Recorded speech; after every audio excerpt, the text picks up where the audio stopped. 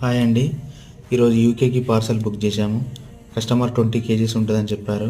అక్కడికి వెళ్ళి ప్యాకింగ్ మేమే చేసాము. అన్నీ ప్యాక్ చేసిన తర్వాత వెయిట్ చూస్తే 40 కేజీస్ వచ్చింది. కానీ 40 కేజీస్ బాక్స్ వెళ్ళదు, దాన్ని డివైడ్ చేయాలి. ఆఫీస్కి వెళ్ళి 30 కేజీస్ చేసాము. 30 కేజీస్ 10 కేజీస్ చేసాము, చేసి పంపించాము.